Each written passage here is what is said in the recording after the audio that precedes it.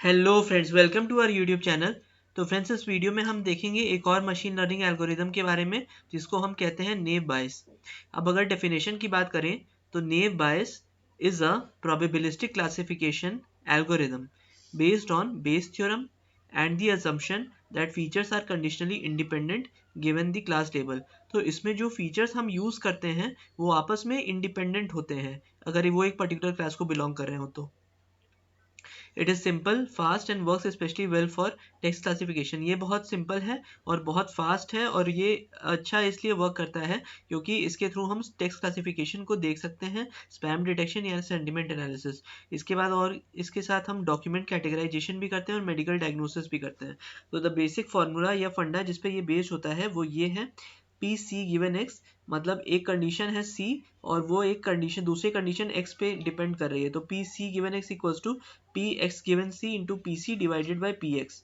अब इसको हम नेव क्यों कहते हैं? क्योंकि ये फीचर इंडिपेंडेंस को प्रमोट करता है या अज्यूम करता है। तो probability of x1 x2 up till xn given c equal to pi of p xi और given c। This assumption is rarely perfectly true, but it works surprisingly well in practice. Type of naive naive bias theorem. तो type है हमारे और किसके लिए use होता है? सबसे पहला है गॉसियन नेव बायस, ये कंटिन्यूअस डेटा के लिए यूज होता है।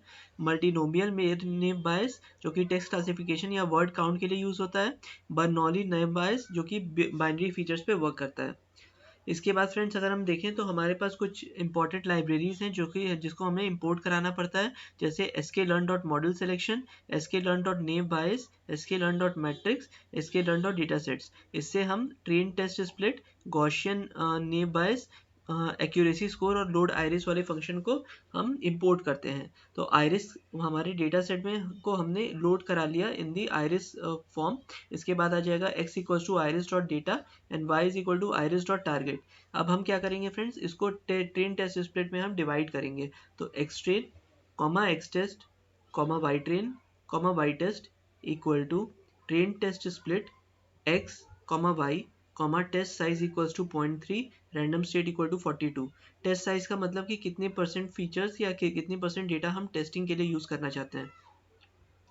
इसके बाद फ्रेंड्स हम क्या करेंगे, एक मॉडल करके ऑब्जेक्ट बनाएंगे जो कि गॉसियन एनबी को लोड कर रहा होगा। इसके बाद मॉडल डॉट फिट करेंगे x train comma y train. तो हमें एक ऐसा मॉडल मिल गया जिसमें हम ट्रेनिंग और वाई एक्स ट्रेन और वाई ट्रेन को क्लासीफाई कर पाए हैं। इसके बाद आता है y prediction equals to model dot predict x test. Accuracy score देखेंगे हम y test comma y pred से, और एक्यूरेसी अगर हम देखें तो 97.7% आ रही है।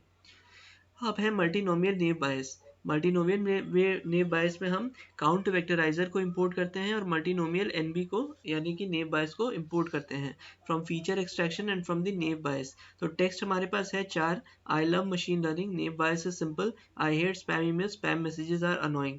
लेबल्स क्या है? 1 1 0 0, 1 for the positive, 0 for the negative. तो पहला जो है वो हमारा पॉजिटिव है, दूसरा भी पॉजिटिव है, तीसरा नेगेटिव है इसलिए 0, चौथा भी नेगेटिव है इसलिए 0। अब वेक्टराइजर के थ्रू हम काउंट वेक्टराइजर का एक ऑब्जेक्ट बनाएंगे। इसके बाद क्या करेंगे फ्रेंड्स, इसके बाद हम x इक्वल्स टू वेक्टराइजर डॉट फिर ट्रांसफॉर्म ब्रैकेट में टेक्स्ट। इसके बाद हम मल्टीनोमियल एनबी नेव बायस का एक ऑब्जेक्ट बनाएंगे। तो model equal to multinomial NB parenthesis model dot fit x comma labels. Test text है हमारे पास आई लव स्पैम, तो एक्स टेस्ट हमारा हो जाएगा vectorizer dot transform test text prediction model dot predict x test. तो प्रिडिक्शन में आ जाएगा हमारा 0। 0 क्यों आया फ्रेंड्स यहाँ पे? क्योंकि स्पैम का जो हमारा था वो हमारा 0 वो नेगेटिव में चल रहा था इसलिए। इसके बाद आता है फ्रेंड्स एडवांटेजेस। तो एडवांटेजेस इसके ये हैं कि वे बहुत फास्ट होता है, ये छोटे डेटा सेट्स के लिए बहुत अच्छे से काम करता है, and it performs great in text classification. तो टेक्स्ट क्लासिफिकेशन के लिए बहुत अच्छा परफॉर्म करता है। फिर आता है सिंपल इम्प्लीमेंटेशन, इसका जो इम्प्लीमेंटेशन है वो बहुत सिंपल होता है। इसके बाद डिसएडवांटेजेस की बात करें तो स्ट्रॉन्ग इंडिपेंडेंस अजम्पशन, ये अज्यूम करता है कि जो हमारे पास अजम्पशन है वो इंडिपेंडेंट है, जबकि रियल वर्ल्ड में ऐसा होता नहीं है। काफ़ी इंडिपेंडेंस होती है एक डेटा की दूसरे डेटा पे। It performs poorly if the features are highly correlated. अगर फीचर्स हाईली कोरिलेटेड है मतलब उनके बीच की कोवेरियंस मैट्रिक्स में वैल्यू ज़्यादा आ रही है तो वो पुअरली परफॉर्म करेंगे। इसके बाद ज़ीरो प्रोबेबिलिटी प्रॉब्लम, हमें इसमें ज़ीरो प्रोबेबिलिटी भी आ सकती है, तो उसको भी केटर करना पड़ेगा। उसको हम कैसे केटर करते हैं फ्रेंड्स? उसको हम केटर करते हैं लाप्लास स्मूथिंग से। इसके बाद when to use naive Bayes, it is used when you need a fast baseline model working with text data. Data sets is highly dimensional and it is avoid when features are strongly dependent and complex relationship exist.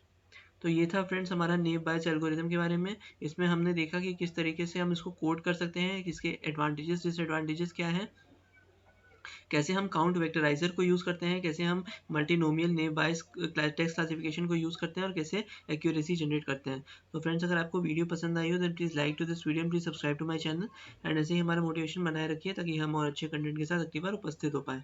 Until next time, thanks all and bye.